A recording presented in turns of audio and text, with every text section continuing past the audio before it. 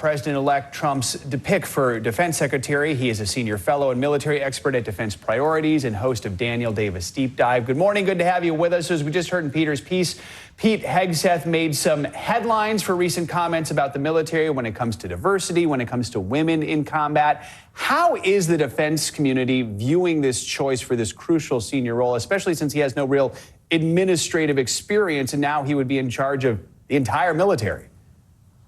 It's going to be a challenge, to say the very least. This choice makes sense on one level, and it's a bit of a head-scratcher on another, even from the perspective of the Republican side. There's probably nobody more loyal to Trump and his vision, his America First vision, than Pete Hegseth. Of course, he's got a lot of combat experience of his own. He was in the military, so he understands how all of those things affect at the tip of the spear.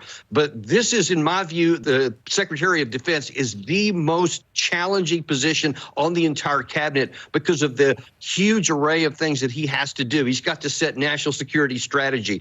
He's got to he's number one, he's the second in command of all of the forces, even above the chairman of Joint Chiefs of Staff. But he's also the principal advisor to the president. And what that means is that if the president is looking at anything, and I'll just hypothetically pick something like maybe the China-Taiwan issue and whether we should or shouldn't engage, he's got to be able to say, here's the objectives, here's what our forces could do, here's what they can't do, here are our limitations. So you have to really understand how the Defense Department is manned and staffed, and whether it's capable, and what our ammunition stocks are, et cetera. All those things come into play, and that is an enormous amount of pressure on anybody's shoulders.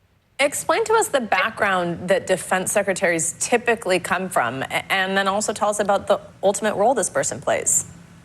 Yeah, ordinarily you've seen like Secretary Austin, the current Secretary of Defense, somebody who was a general in the military. We've had a number of those, but very often it's come from senior political figures, folks who've been like senators or so, or in charge of large corporations, because this is an incredible, monstrosity of a bureaucracy that has got all kinds of, high expensive categories, things that you have to manage, obviously almost $1 trillion of a budget, but that you also have to be a diplomat and a politician, because we have a significant role internationally, like Secretary Austin right now. He's dealing with both friend and foe overseas. You've got to have a really good diplomatic head on your shoulder.